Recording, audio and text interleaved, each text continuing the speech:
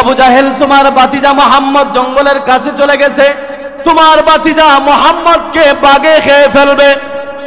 আবু জাহেল এই সংবাদটা শোনা মাত্র আবু জাহেল এবার উটের উপরে সওয়ার হয়ে গেল।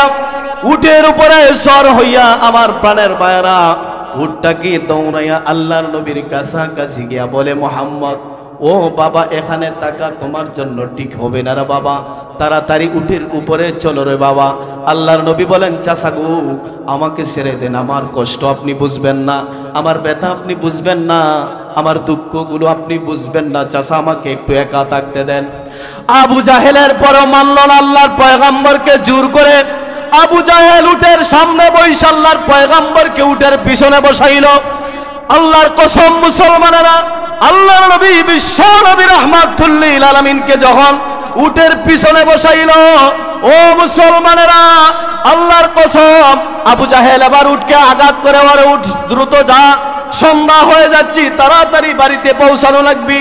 ও মুসলমানেরা, এবার উটটার সামনে যায় না, উটটা পা হাট করে শক্তভাবে জমিনের মধ্যে গাইরা মাথাটা আসমানের দিকে উত্তোলন করে কি যেন রাব্বি কারিমের দরবারে বলতে চায়, আল্লাহু আকবার, কি যেন আল্লাহর দরবারে বলতে চায়। মুখটা হা করে উপরে তাকাইয়া উটটা তার জবানে আল্লাহকে বলে, ও তার মালিক, আয় আল্লাহ, তুমি আমার জবানটা খুলে দাও, তুমি আমার জবানটা খুলে দাও আল্লাহ।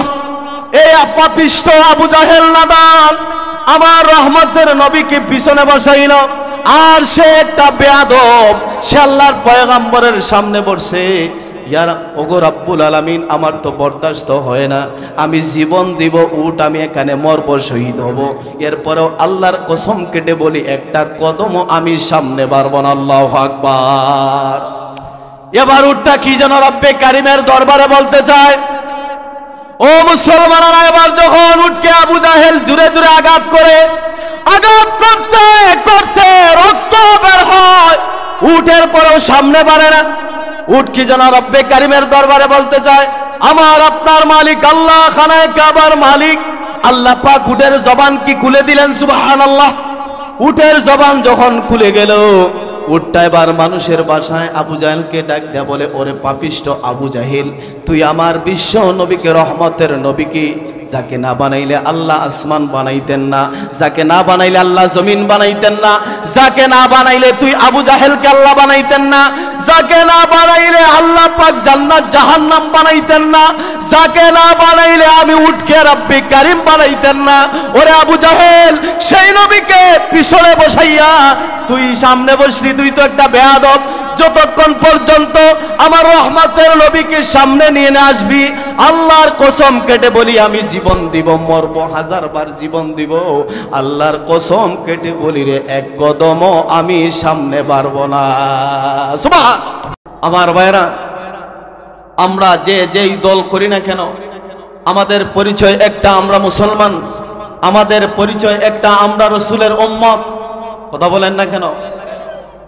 আমরা যে দল করতে পারি সেটা ভিন্ন কথা, কিন্তু আমাদের ইসলামের উপরে কোনো আঘাত আসবে, কোরআনের উপরে আঘাত আসবে, নবীর উপরে যখন গালি দিবে, নবীকে নিয়ে তুচ্ছ তাচ্ছিল্য করবে, আমরা মুসলমান আওয়ামী লীগ করতে পারি, বিএনপি করতে পারি, জাতীয় পার্টি করতে পারি, চরমনাই করতে পারি, খেলাফতে মজলিস করতে পারি, আমরা যে দল করি না কেন, আমরা জামাত করতে পারি, শিবির করতে পারি, যেই দলের হই না কেন, কোরআন আমাদের সকলের, ইসলাম আমাদের সকলের, আল্লাহ আমাদের সকলের রব, আমরা ওই জায়গায় গিয়া কোনো প্রকারের সাথ দিব না। চিল্লা বলেন ঠিক কিনা? কথা বলেন। ভুল বললাম? আমার ভাইরা, তো আমি আপনাদের সম্মুখে সূরা আহজাবের 21 নম্বর আয়াতে কারিমা তিলাওয়াত করেছি। রব বলেন, গোলাম, আমি যারা নাকি এই দুনিয়ার জমিনে আমি আল্লাহকে বিশ্বাস করে, আখিরাতকে বিশ্বাস করে, আখিরাতে কিয়ামতের কঠিন ময়দানে আমি আল্লাহর সামনে সাক্ষাৎ করার ভয় রাখে, আর আমি আল্লাহকে অধিক পরিমাণে স্মরণ করে, রব বলেন, গোলাম, আমি তোমাদের জন্য আমার নবীর মধ্যে রেখেছি উত্তম আদর্শ। আরে না, আরো আসতে বলেন সুবহানাল্লাহ। আল্লাহ।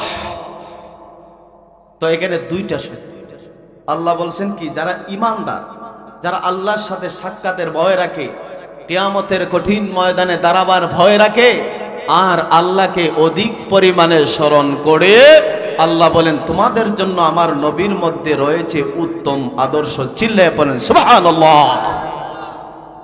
আপনার আমার নবী নিষ্পাপ নবী, আপনার আমার নবী নিষ্কলুষ নবী, আপনার আমার নবী সমস্ত কুল কায়নাতের নবী, রব্বুল আলামিন যত জায়গার রব, আপনার আমার নবী তত জায়গার জন্য রহমত, ঠিক কিনা?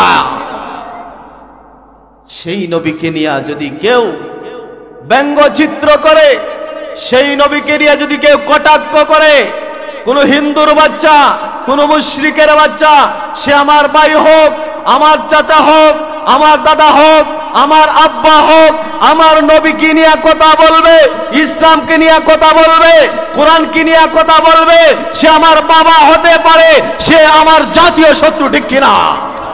আমরা তাকে ছাড় দিব না। বেজার হচ্ছেন আপনারা? কষ্ট হচ্ছে? আমি কি রাজনীতির আলোচনা করতেছি? কথা বলেন আমার ভাইরা। কিছুদিন আগে, কয়েকদিন আগের নিউজ, ব্রাহ্মণবাড়িয়া, কোন বাড়িয়া? জোরে বলেন কোন বাড়িয়া? ব্রাহ্মণবাড়িয়া দুইটা হিন্দুর সন্তান আপনার আমার নবীর চরিত্রের মধ্যে কালেমা লেপন করেছে, আপনার আমার নবীকে নিয়ে তুচ্ছ তাচ্ছিল্য করেছে।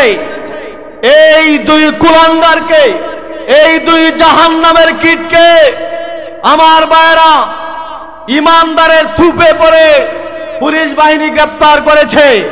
আমরা মুসলমানদের পক্ষ থেকে আমরা দাবি জানাই, তাদেরকে সর্বোচ্চ দৃষ্টান্তমূলক শাস্তি দিয়ে জাহান্নামের মধ্যে প্রেরণ করা হোক। জোরে বলেন ঠিক কিনা? এই বাংলার জমিন 90% মুসলমানদের জমিন, এই বাংলার জমিন শাহজালালের জমিন, এই বাংলার জমিন শাহ মাখদুমের জমিন, এই বাংলার জমিন শাহ পরানের জমিন, এই বাংলার জমিন আল্লামা সাইদ রহমাতুল্লাহর জমিন, এই বাংলার জমিন কোন তাসলিমা নাসরিনের নয়, এই বাংলার জমিন কোন কাফের বেঈমানের নয়, এই বাংলার জমিন কোন দাদা বাবু কাকা বাবুর জমিন নয়, ঠিক কিনা? বাংলার জমিনে থাকবা তো ইসলাম মেনে থাকতে হবে। কথা বলেন ঠিক কিনা? আমার ভাইরা, বেজার হচ্ছেন আপনারা? কষ্ট হচ্ছে আপনাদের? তাহলে আল্লাহ পাক সূরা আহজাবের আয়াতে কি বললেন? যারা আল্লাহর সাথে সাক্ষাতের আশা রাখে, কিয়ামতের কঠিন ময়দানকে ভয় করে, আল্লাহকে ভয় করে, আল্লাহকে অধিক পরিমাণে স্মরণ করে, রব বলেন গোলাম তোমাদের জন্য আমার নবীর মধ্যে রয়েছে উত্তম আদর্শ। সুবহানাল্লাহ। আমার বন্ধুগণ, আল্লাহর হাবিব দু জাহানের বাদশা নবীজি কেমন জামানায় আমার আল্লাহ এই দুনিয়ার জমিনে আল্লাহর পয়গম্বরকে প্রেরণ করলেন, এমন সময় প্রেরণ করলেন যখন এই দুনিয়াটা আল্লাহ বলতে কাউকে দুনিয়ার মানুষ চিনত না। মক্কার মানুষেরা যখন আল্লাহকে চিনত না, আল্লাহকে বাদ দিয়ে তারা গাছের পূজা, মাছের পূজা, দেব দেবীর পূজা, লাত উজ্জার পূজা করত। পবিত্র খানায় কাবা ঘরের মধ্যে তারা আল্লাহর পরিবর্তে তারা 360টা মূর্তি ঢুকায়া ওই সমস্ত জাহেলেরা, ওই সমস্ত কাফের বেঈমানেরা উলঙ্গ অবস্থায় দিনে রাতে তওয়াফ করত। চিল্লায়ে পড়েন নাউজুবিল্লাহ। আল্লাহ পাক রব্বুল আলামিন ওই জামানায়, কেমন জামানা? অন্ধকারের জামানা, বর্বরতার জামানা, জাহিলিয়াতের জামানা। ওই জামানার মানুষগুলো নামে মানুষ ছিল, কিন্তু তাদের চরিত্র এমন খারাপ ছিল, চরিত্র এমন খারাপ ছিল, পশুর চাইতেও নিকৃষ্ট চরিত্র ছিল তাদের মধ্যে। ও বাইরা, কাটাকাটি, মারামারি, হানাহানি লেগেই থাকতো। ওই জামানায় আল্লাহ পাকের নবী জনাবে মুহাম্মদ রাসূলুল্লাহ সাল্লাল্লাহু আলাইহি ওয়াসাল্লামকে তামাম বিশ্ববাসীদের জন্য রহমত স্বরূপ নাজাতের মূর্ত প্রতীক হিসাবে আমার আল্লাহ এই দুনিয়াতে পাঠাইলেন। সুবহানাল্লাহ। আল্লাহর নবী যখন দুনিয়াতে আসলেন, আল্লাহর পয়গম্বর দুনিয়াতে আসার আগেই রহমতের নবীর মুজিজা দুনিয়াতে শুরু হয়ে গেছে। অন্য অন্য নবীদের মুজিজা ছিল, তারা দুনিয়াতে আসার পরে মরণের সাথে সাথে মুজিজা বন্ধ। কিন্তু আল্লাহর কসম, আল্লাহ পাকের পয়গম্বর জনাবে মুহাম্মদুর রাসূলুল্লাহ সাল্লাল্লাহু আলাইহি ওয়াসাল্লামকে আমার আল্লাহ যতগুলো মুজিজা দিয়েছিলেন, শতর মধ্য থেকে সর্বোত্তম মুজিজা হলো আল্লাহ পাকের কোরআন। ঠিক কিনা? আল্লাহর নবী দুনিয়া থেকে বিদায় নিয়ে চলে গেছেন, আল্লাহর হাবিব দুনিয়া থেকে এই দরা থেকে বিদায় নিয়ে চলে গেছেন। রওজা শরীফের মধ্যে হায়াতুন নবী, জিন্দা নবী। আপনার আমার নবীজি দুনিয়া থেকে চলে গেছেন, কিন্তু আল্লাহর হাবিবের জিন্দা মুজিজা এখনো রয়ে গেছে। জুড়ে বলেন ঠিক কিনা? আমার বন্ধুগণ, সমস্ত নবীদের বিদায়ের সাথে সাথে মুজিজা বন্ধ, কিন্তু আপনার আমার নবীর মুজিজা কিয়ামত পর্যন্ত চলবে রে বাবা। সুবহানাল্লাহ, ঠিক কিনা? আপনার আমার নবীকে যখন আমার আল্লাহ দুনিয়াতে পাঠাইলেন, এই দুনিয়াতে আসার আগে, আমার নবীকে দুনিয়াতে পাঠানোর আগেই আমার আল্লাহ বার্তা দিলেন। আব্দুল মুত্তালিব বলেন, ও দুনিয়ার মানুষেরা শুনো, আমার নাতি মুহাম্মদুর রাসূলুল্লাহ দুনিয়াতে আসার পর আমি তাকায় দেখি কাবা ঘরের দেয়ালগুলো আলোকিত হয়ে গেছে। আমি কাবা ঘরের দেয়ালের দিকে আগায় গেলাম, আমি তাকায় দেখি কাবা ঘরের দেয়াল মানুষের ভাষায় স্পষ্ট ভাষায় সুন্দর আওয়াজে কথা বলা শুরু করেছে। সুবহানাল্লাহ। কাবা ঘরের দেয়াল ডাক দিয়া বলে, ও মক্কাবাসী শুনো, আল্লাহর পয়গম্বর দুজাহানের বাদশা নবীজি এই দুনিয়াতে আগমন করেছেন। আর তোমরা লাত উজ্জার পূজা করতে পারবে না, আর গায়রুল্লাহর পূজা করতে পারবে না। গাছের পূজা, মাছের পূজা, দেব দেবীদের পূজাকে লাথি মারা লাগবে। আর 360টা মূর্তির পূজা করতে পারবে না, আর নাইলার ইবাদত চলবে না। আমার আল্লাহ দুনিয়ার জমিনে মুহাম্মদুর রাসূলুল্লাহকে প্রেরণ করেছেন। ও মক্কাবাসী শোনো, আল্লাহর পয়গম্বরের আগমন ঘটেছে, সমস্ত মূর্তিগুলো বিদায় নিয়ে যাবে। আব্দুল মুত্তালিব বলেন, কাবা ঘরের দেয়ালের এই কথাগুলো শুনলাম, অমনি আমি কাবা ঘরের দেয়ালের ভিতর দিয়া, বাঙ্গা দেয়ালের দিকে দিয়া আমি যখন ভিতরের দিকে তাকাইলাম, আল্লাহর কসম কেটে বলি রে, আমি কাবা ঘরের দেয়ালের ভিতরে তাকায়া দেখলাম একটা মূর্তি আরেকটা মূর্তির উপরে পইরা হাত পা সবগুলো ভেঙে খান খান টুকরা টুকরা হয়ে গেছি। সুবহানাল্লাহ। আল্লাহর পয়গম্বর দুনিয়াতে আসলেন, মা আমেনা বলেন, ও দুনিয়ার মানুষেরা শোনো,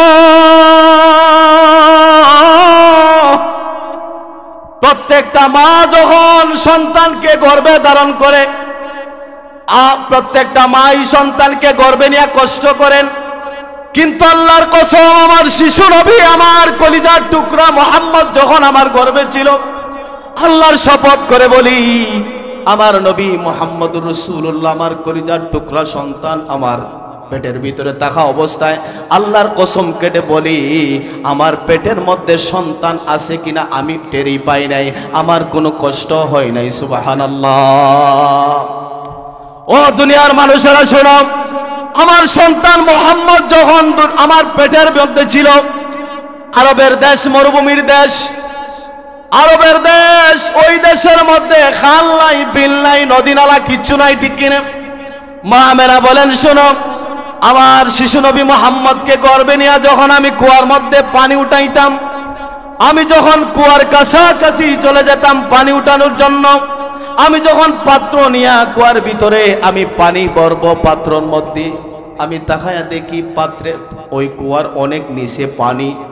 যখন আমি পাত্রটা ভরব, আমি রশি লাগাইতে চেষ্টা করলাম, চাইলাম, কিন্তু আল্লাহর কসম কেটে বলি রে, আমি যখন হাতটা কুয়ার দিকে বাড়াইলাম, বাড়াইতে দেরি তাকায়া দেখি কুয়ার মুখ ভরপুর হইয়া পানি উপরে চলে আসছে। সুবহানাল্লাহ। এটা হলো আল্লাহর নবীর মুজিজা, ঠিক কিনা জোরে বলেন? ও মুসলমানরা, শুধু তাই নয়, আল্লাহ পাকের পয়গম্বর যখন বয়স মাত্র 7-8 বছর বয়স, আল্লাহর পয়গম্বর বিশ্ব নবীর আব্বা দুনিয়া থেকে বিদায় নিয়ে চলে গেলেন গর্ভে রাইখা, আম্মাও চলে গেলেন মাত্র 6 বছর বয়সে। আমার আপনার নবী এতিম হয়ে গেলেন, এতিম নবী। ও ও বন্ধুরা আমার, আল্লাহর পয়গম্বর যখন নাকি বিশ্বনবী রাহমাতুল লিল আলামিন মনকুন্ন হইয়া, রহমতের নবীর মনটা বড় খারাপ, মনকুন্ন অবস্থা, চেহারা বড় মলিন। আপনার আমার নবী এবার যখন জঙ্গলের দিকে গেলেন, জঙ্গলের কাছাকাছি গিয়া ওইখানে ধ্যানমগ্ন অবস্থায় আছেন। এমনি একজন গিয়া কেউ সংবাদ দিল, ও আবু জাহেল, ও আবু জাহেল, তোমার বাতিজা মোহাম্মদ জঙ্গলের কাছে চলে গেছে, তোমার বাতিজা মোহাম্মদকে বাগে খেয়ে ফেলবে। আবু জাহেল এই সংবাদটা শোনা মাত্র আবু জাহিল্লা এবার উটের উপরে সওয়ার হয়ে গেল।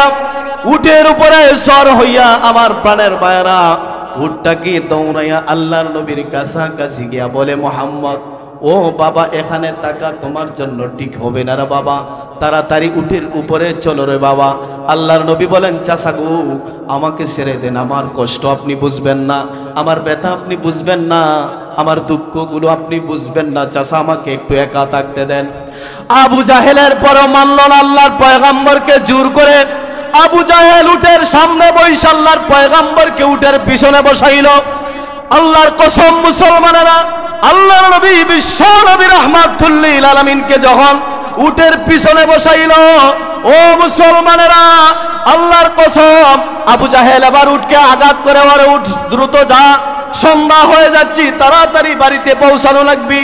ও মুসলমানেরা, এবার উটটার সামনে যায় না, উটটা পা হাট করে শক্তভাবে জমিনের মধ্যে গাইরা মাথাটা আসমানের দিকে উত্তোলন করে কি যেন রাব্বি কারিমের দরবারে বলতে চায়, আল্লাহু আকবার, কি যেন আল্লাহর দরবারে বলতে চায়। মুখটা হা করে উপরে তাকাইয়া উটটা তার জবানে আল্লাহকে বলে, ও দয়ার মালিক, আয় আল্লাহ, তুমি আমার জবানটা খুলে দাও, তুমি আমার জবানটা খুলে দাও আল্লাহ।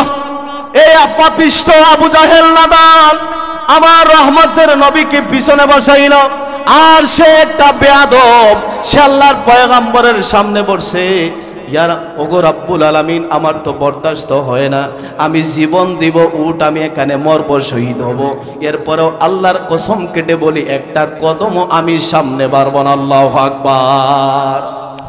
এবার উটটা কি যেন রব্বে কারিমের দরবারে বলতে চায়।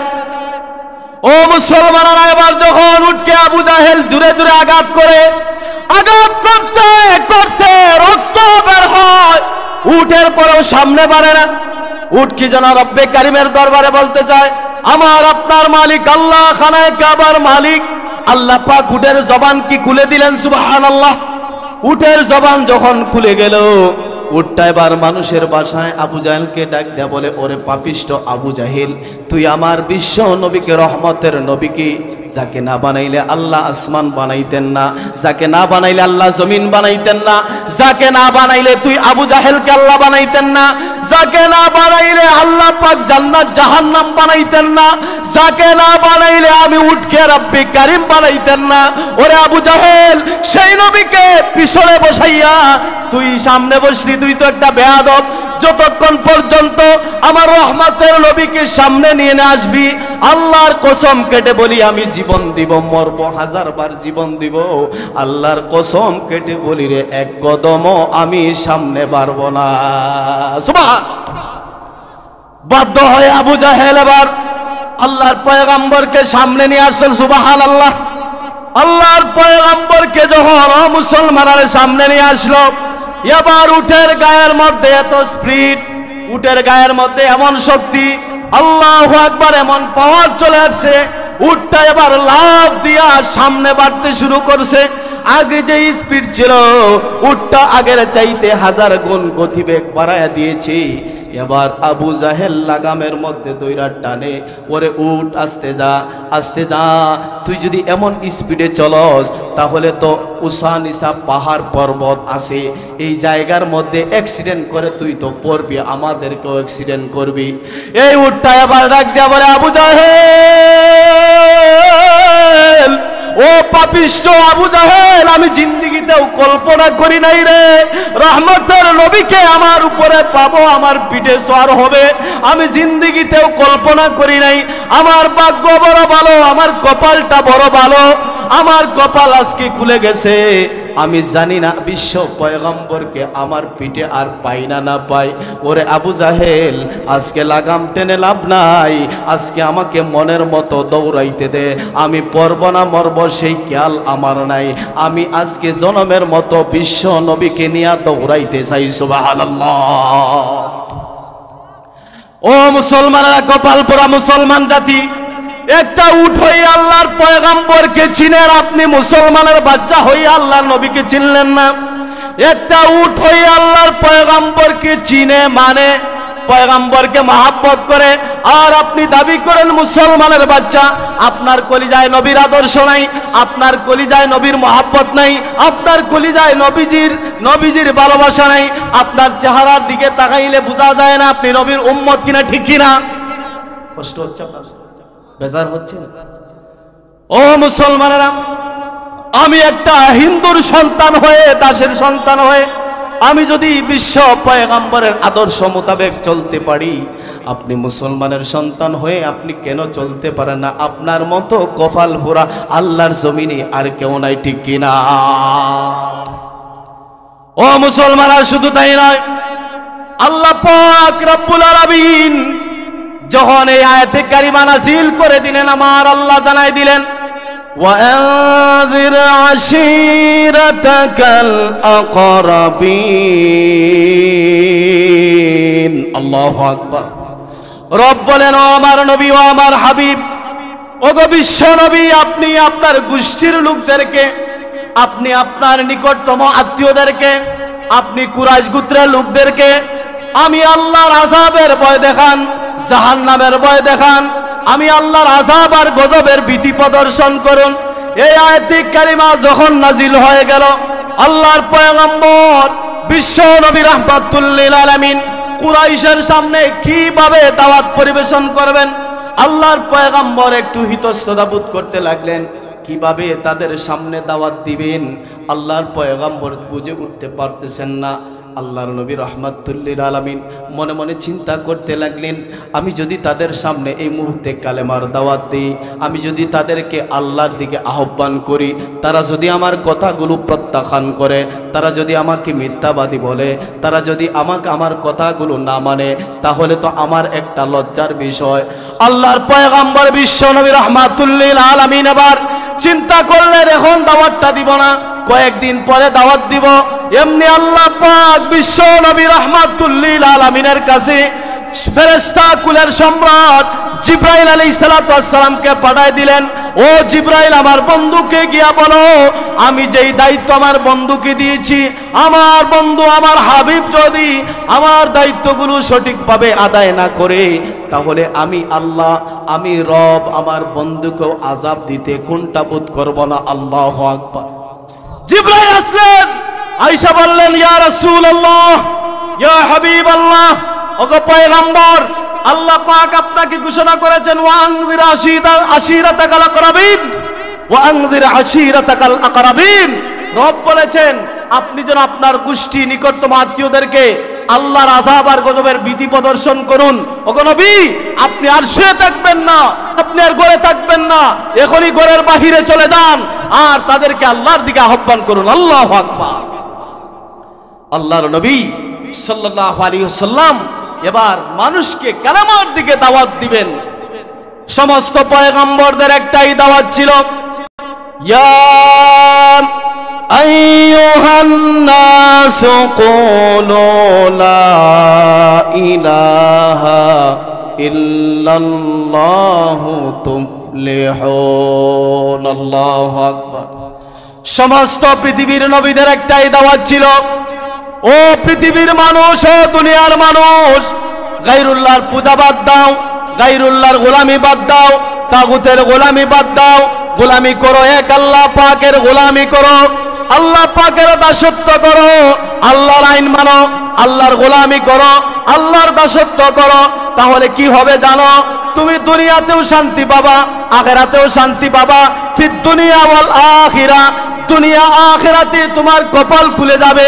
দুনিয়াতেও সম্মানের মানুষ হবা, দুনিয়াতেও সোনার মানুষে পরিণত হবা, আর আখিরাতে আমার আল্লাহ তোমাকে এই দুনিয়ার 10টা সমপরিমাণ জান্নাতের মালিক বানাই দিবেন। সুবহানাল্লাহ। আমার প্রাণের ভাইয়েরা, আল্লাহর পয়গম্বর এবার ঘর থেকে বের হয়ে গেলেন। আল্লাহর পয়গম্বরের কালেমার দাওয়াতের সিস্টেমটা দেখেন কেমন ছিল। চলবে আরো কিছু নাকি রেখে দিব? প্রশ্ন হচ্ছে আপনাদের, আমি তো হাদা বক্তা আপনাদের, ঠিক কি না? আমার ভাইরা শুনেন, আপনাদের গ্রামের একজন ভাই আজিজুর রহমান ভাই, জানি না কেন তিনি মহব্বত করে আমাকে দাওয়াত করেছেন। অনেকেই আমার বিরোধিতা করেছেন যে না, দাওয়াত দেওয়ার দরকার নেই, তো তিনি মহব্বত করে দাওয়াত দিয়েছেন। আলেমদের সাথে মহব্বত করা, ভালোবাসা রাখা, এটা কি ভালো না খারাপ? জোরে বলেন, ভালো না খারাপ? আচ্ছা, এতক্ষণ যে আমি কথা বললাম, আমার বাপ দাদার কিচ্ছা কাহিনী মনে কইছি, কথা বলেন না কেন? বলছি কি নাকি কোরআন হাদিসের বাইরে বলছি আমি? কথা বলেন। আমার ভাইরা, তো তিনি আমাকে মহাব্বত করে দাওয়াত দিয়েছেন। আমি অন্যদিকে দুইটা দাওয়াত ক্যান্সেল করে এরপরে এই মাহফিলটা রাখছি বালিজুরির কথা শোনার পরে। কারণ আমি জানি না, বালিজুরির মানুষের সাথে আমার একটা আলাদা সম্পর্ক হয়ে গেছে। আল্লাহ রসুল বলেন, আল মারউ মাআ মান আহাব্বা, যার সাথে যার মহাব্বত হবে, ভালোবাসা হবে, তার সাথে তার হাসর হবে। সুবহানাল্লাহ। এখন আল্লাহর এই বান্দা, তিনি আমাকে মহাব্বত করেছেন। আল্লাহ পাক এই মহাব্বত যেন হয় লিল্লাহি, আল্লাহর জন্য। কার জন্য? আল্লাহর জন্য। এই মহাব্বত যেন হয় একেবারে জান্নাত পর্যন্ত। জোরে বলেন আমিন। আমার ভাইরা, তো বলতেছিলাম আল্লাহ রসুল সাল্লাল্লাহু আলাইহি ওয়াসাল্লামের দাওয়াতের সিস্টেমটা কেমন। আল্লাহ পাকের নবী এবার ঘর থেকে বের হয়ে আলীকে বললেন, আলী, দাওয়াত দিব আমি মানুষকে, কালেমার দাওয়াত দিব। কিসের দাওয়াত দিবেন? কালেমার দাওয়াত দিবেন।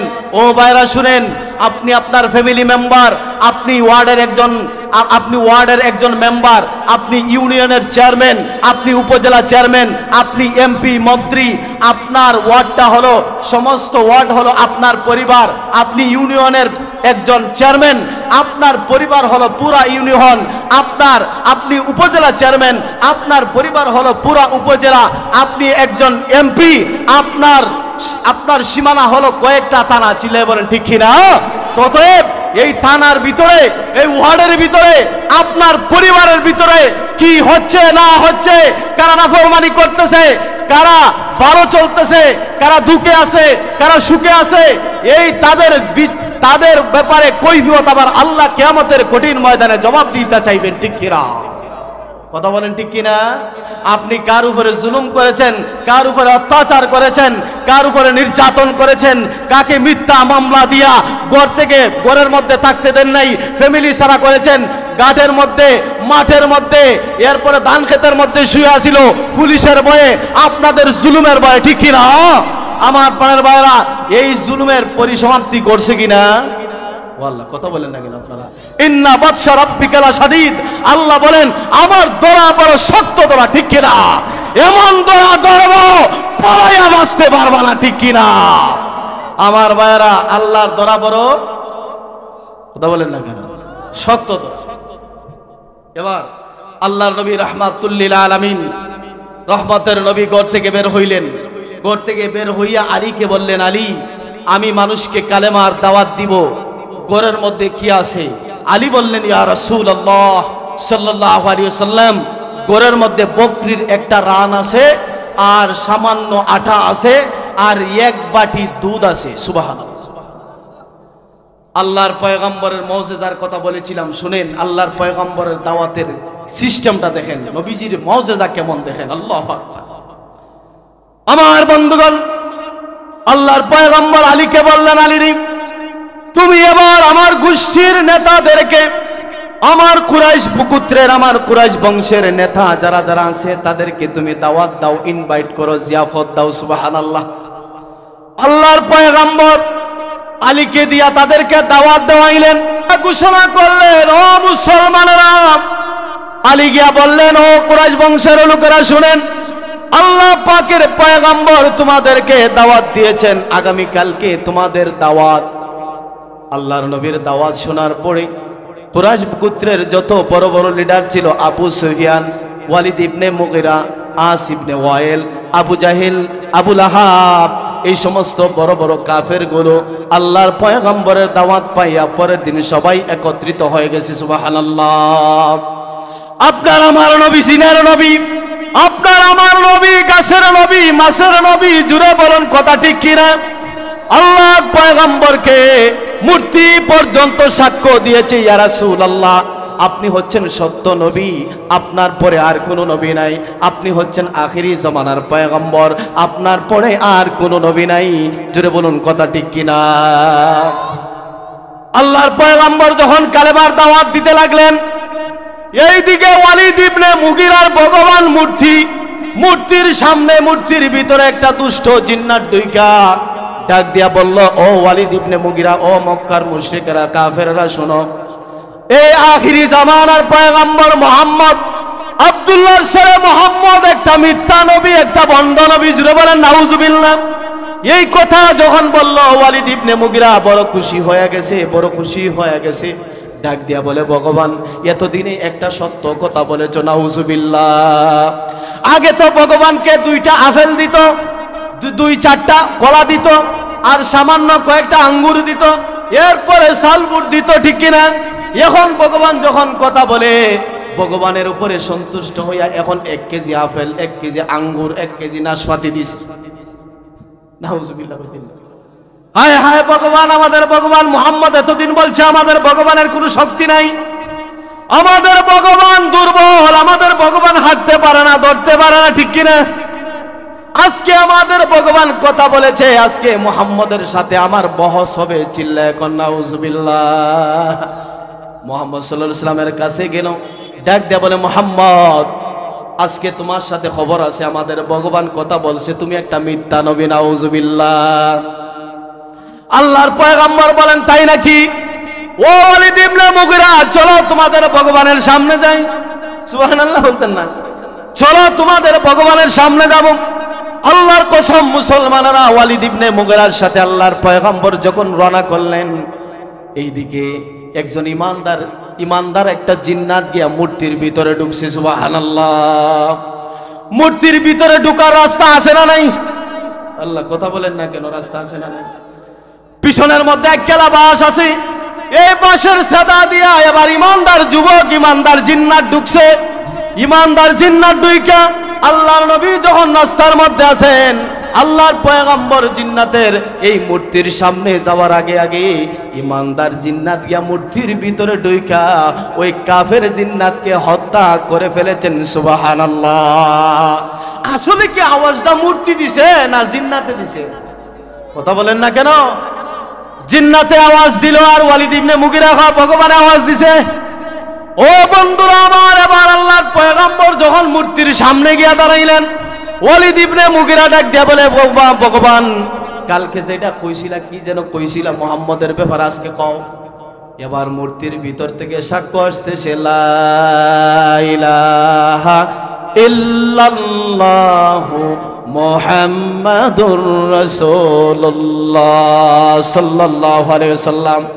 এবার ওয়ালিদ ইবনে মুগিরা চোখ বড় বড় করে লাল করে তাকায় ভগবানের দিকে। ভগবান কি হয়ে গেল? তোমার মাথা নষ্ট হয়ে গেল নাকি?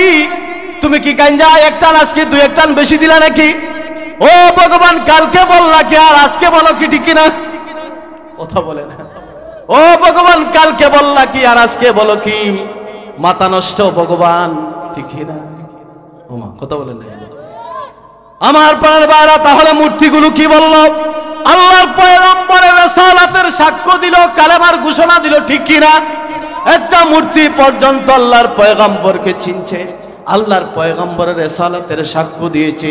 ও বন্ধুরা আমার, হিন্দুদের বেদ প্রকাশ, একজন ভারতের পণ্ডিত, তিনি তার কিতাবের মধ্যে লিখছে যে একটা হিন্দু যদি, কোনো হিন্দুর বাচ্চা যদি আখিরি জমানার পয়গম্বর মুহাম্মদ সাল্লাল্লাহু আলাইহি ওয়াসাল্লামকে আখিরি জমানার পয়গম্বর না মানে, যদি তাকে স্বীকার না করে, তাহলে সে প্রকৃত হিন্দু হতে পারবে না। আর আসতে কোন সুবহানাল্লাহ, আরো চিল্লায় বলেন সুবহানাল্লাহ। কি বলেছে? তাদের ধর্মের পণ্ডিত বলে, যদি তুমি হিন্দু দাবি করতে চাও তাহলে আখিরি জামানার পয়গম্বরকে মেনে নাও। সুবহানাল্লাহ। ডাক দিয়ে বলে, কোন হিন্দু যদি হিন্দুর পরিচয় বাঁচতে চায়, হিন্দুর পরিচয় দিতে চায়, তাহলে সে যেন আখিরি জামানার পয়গম্বরকে সত্য নবী মানে। সুবহানাল্লাহ। ও মুসলমান, অনেকেই জানে ইসলাম সত্য, কিন্তু আসতে পারে না। ওই যে একটা ত্যাগ, বাপ দাদা 14 গোষ্ঠী ফালাইয়া, সম্পদ ফালাইয়া, মা বাবা ত্যাগ করা বিশাল ব্যাপার স্যাপার, ঠিক কিনা? আমার বন্ধুগণ তারা বলে শেষ পর্যন্ত যদি না পারে কবু দুরু বেটা বাপ দাদায় করছে, কথা বলে ঠিক কিনা? সব জানি, সব মানি, সব জানি, এরপরে বাপ দাদায় করছে, এটা ফালাই কেন, ঠিক নেই? আরে বাবা, বাপ দাদায় পায়খানার গু খাইয়া লাইছে, তুমি খাইবানি? কথা বলেন না কেন? আল্লাহ বলেন ইয়া আইয়ুহাল্লাযীনা আমানু ও আনফুসাকুম ওয়া আহলিকুম নারা। আল্লাহ বলেন ও ঈমানদাররা, তোমরা নিজে জাহান্নাম থেকে বাঁচো আর তোমাদের পরিবার পরিজনকে জাহান্নামের আগুন থেকে রক্ষা করো, ঠিক কিনা? নিজে বাঁচো, পরিবারকেও জাহান্নাম থেকে বাঁচাও, ঠিক কিনা? বেজার হচ্ছেন আপনারা? কষ্ট হচ্ছে? ছেড়ে দিব? হ্যাঁ, আপনাদের প্রধান মেহমান আসলেই আমি ছেড়ে দিব। ভাইরা আমার, বলতেছিলাম শুনেন, আরো কিছু চলবে জি। আল্লাহর পয়গম্বর এবার সাল্লাল্লাহু আলাইহি ওয়াসাল্লাম আলীকে বললেন, আলী তুমি দাওয়াত করো। সবাইকে দাওয়াত করলেন আলী, মনে আছে? মনে আছে তো? আলী দাওয়াত করলেন, আল্লাহর পয়গম্বর তোমাদেরকে দাওয়াত দিয়েছেন। এই দাওয়াতের মধ্যে আলী বলেন, ও দুনিয়ার মানুষেরা শোনো, এই আল্লাহর পয়গম্বরের দাওয়াতের মাধ্যমে মোটামুটি 40 জন মানুষ দাওয়াতের মধ্যে আসলো। কয়জন? জোরে বলুন, কয়জন? মোটামুটি 1-2 জন কম 40 জন লোক আসছে। 40 জন মানুষ যখন আসলো, এক একটা এমন খানেওয়ালা, এমন পেটু, এক একটা আস্তা বকরি খাওয়ার ক্ষমতা রাখে, এক একটা আস্তা বকরি খাওয়ার ক্ষমতা রাখে, এমন পেটু। আর আল্লাহর নবী আয়োজন করলেন মাত্র একটা বকরির রান, কয়েক কেজি আটা আর 1 পেলা দুধ, ঠিক কিনা? এটি কি তার পেটের কোনা পড়ব? মানুষ কয়জন? 40 জন। আর এক একটায় খাইতে পারে কি পরিমাণ? আস্ত একটা বকরি খেয়ে ফেলতে পারে। কেমন পেটু! একটা কিতাবের মধ্যে পড়ছিলাম, এক বেচারা রুগী অসুস্থ মানুষ চিকিৎসার জন্য এক গ্রামের মধ্যে গেলেন। হাইটা হাইটা যেতে যেতে সন্ধ্যা হয়ে গেছে। ডাক্তার সাহেব আর দেখাইতে পারলেন না, কালকে দেখাবেন। এখন আরবের মানুষ বড় মেহমানদারিতা পছন্দ করে। তিনি যখন সন্ধ্যা হয়ে গেল, একজন মেজবান আইসা, গ্রামের লোক আইসা বলল, ভাই আজকে আপনি আমার বাড়িতে মেহমান হন। তিনি মেহমানকে যখন নিয়ে গেলেন, এখন রাতের খাবার দিলেন মেহমানের সামনে 10টা রুটি। কয়টা রুটি? 10টা রুটি দিলেন। এখন মনে মনে চিন্তা করলেন, খালি মেহমানকে খালি রুটি খাবে, যদি একটু ডাইল হয়, একটু সবজি হয়, আরো বেশি ভালো হয়, ঠিক কিনা? এবার তিনি রান্নাঘরের মধ্যে গেলেন। রান্নাঘরের মধ্যে গিয়া বিবিকে বললেন, বিবিরে ঘরের মধ্যে আর কি আছে? বিবি ডাক দিয়া বলতেছে, ঘরের মধ্যে আর 1 পেলা ডাইল আছে। এবার ডাইল নিয়ে আসলেন, ডাইল মেহমানের সামনে রাখলেন। মেহমানের সামনে ডাইল রাখার পরে দেখা যায় রুটি 10টা শেষ। রুটি কি 10টা শেষ। এবার তিনি চিন্তা করলেন যে দেখি আরো কিছু রুটি আনা যায় কিনা। আবার রান্নাঘরের মধ্যে গেলেন, গিয়ে আরো 10টা রুটি আনলেন। এইভাবে 10টা রুটি করে 10 বার আনছেন, 10 পেলা ডাইল আনছেন। ডাইলে আর রুটিতে কোনোবার সাক্ষাৎ হইছে না, কথা বলেন। এবার লোকটাকে জিজ্ঞাসা করলো, ভাই আপনি যাবেন কোথায়? কি সমস্যা আপনার? কি সমস্যা আপনার? বলতেছে, বাইরে আমার খাইলে হজম হয় না। খাইলে? যেই বেটা খাইলে হজম হয় না, এই বেটায় 10টা করে রুটি 10 বার করে 100টা রুটি খাইলো, 10 পেলা ডাইল খাইলো। এই বেটা যদি সুস্থ থাকে তাহলে কি পরিমাণ খাইব? এই পরিমাণ খানেওয়ালা আরবের মানুষ। এবার আলী বলেন, আমরা 40 জন মানুষকে ইনভাইট করলাম। 40 জন মানুষ আসলেন। আসার পরে আল্লাহর নবী তাদেরকে দস্তরখান দিয়া খাবারের আয়োজনের মধ্যে বসায় দিলেন। আল্লাহর পয়গম্বর বলেন, আলী এবার তুমি ডান দিক থেকে বিসমিল্লাহ বলে দেয়া শুরু করো। সুবহানাল্লাহ বলে। আল্লাহর পয়গম্বর রাহমাতুল লিল আলামিন বলেন, আলী রে এবার তুমি বিসমিল্লাহ বলে ডান দিক থেকে দেয়া শুরু করো। আল্লাহর পয়গম্বর আলী বলেন, আল্লাহর নবী রাহমাতুল লিল আলামিনের সামনে যখন আমি খাবারের পেলাটা নিলাম, গোশতের এই পেলাটা নিলাম। আল্লাহর পয়গম্বর একটা গোশত মুখের মধ্যে নিলেন, অল্প একটু গোশত খাইয়া বাকি গোশতটা চিটাইয়া আল্লাহর পয়গম্বর পাত্রের মধ্যে দিয়া দিলেন আর বরকতের দোয়া করলেন। এইভাবে এক চুমুক দুধ খাইলেন।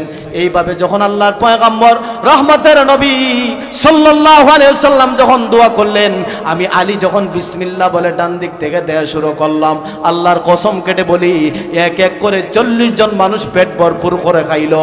আল্লাহর কসম আমি পাত্রের দিকে তাকায় দেখি এক চুল পরিমাণ খানাও কমে নাই। সুবহান, চুল পরিমাণ খানা কমে নাই। এইভাবে তাদেরকে দেয়া হলো।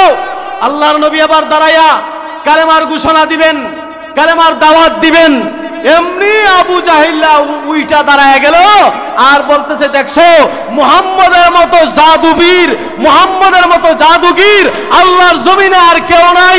আজও একদল আবু জাহেলের উত্তরসূরি আল্লাহর জমিনে আছে। কোরআনের হক কথা বললে পরে, হাদিসের কথা বললে পরে, তাফসীর মাহফিল করলে পরে বলে যে আলেম ওলামারা জঙ্গি, আলেমরা হচ্ছে জঙ্গি, আলেমরা রাষ্ট্রদ্রোহী। এই কথা বলে তাফসীর বন্ধ করতে চায়, কোরআনের আওয়াজ বন্ধ করে দিতে চায়, মসজিদ মাদ্রাসা বন্ধ করতে চায়। এরা হলো আবু জাহেলের অবৈধ সন্তান, ঠিক কিনা? আমার ভাইরা বেজার হচ্ছেন আপনারা? বড় ভাই সারা বাংলার আলোড়ন সৃষ্টিকারী মুফাসসির হযরত মাওলানা আল্লামা জয়নাল আবেদিন হাফিজাহুল্লাহ এসে গেছেন। আমি আর ওনাকে বসাইয়া কষ্ট দিব না, যেহেতু তিনি প্রধান মেহমান। বক্তা চলে আসলে পরে আর কথা বলাটা ঠিক না। আমি আপনাদের খেদমতে দোয়া চাই, আপনাদের পা ধরে দোয়া চাই। আপনারা দোয়া করবেন, আমি আপনাদের জন্য দোয়া করব। যেই আলোচনাগুলো করলাম আল্লাহ পাক আপনাকে আমাকে আমলের তৌফিক দান করেন, যেন বলেন আমিন। আর যদি কোনো জায়গা আসি তাহলে এই জায়গা থেকে আলোচনা শুরু করব ইনশাআল্লাহ। আমার ভাইরা দোয়া করবেন আপনারা আমার জন্য। আমি আপনাদের এলাকারই কৃতি সন্তান, আমার বাড়ি পিরিসপুর, ফতেপুর ইউনিয়ন, ফুলবড়ি নদীর ওই পার পিরিসপুর। আর আমি সর্বপ্রথম একাই কালেমা পড়ে মুসলমান হয়েছিলাম, পরে আরো 3টা ভাই আমার হাতেই কালেমা পড়ে মুসলমান হয়েছে। এখন আর 2টা ভাই আছে, দোয়া করবেন আল্লাহ যেন তাদেরকেও ইসলামের ছায়াতলে আসার তৌফিক দান করেন, বলেন আমিন। ওয়া আখির দাওয়ানা আলহামদুলিল্লাহি রাব্বিল আলামিন। আসসালামু আলাইকুম ওয়া রাহমাতুল্লাহি ওয়া বারাকাতুহু।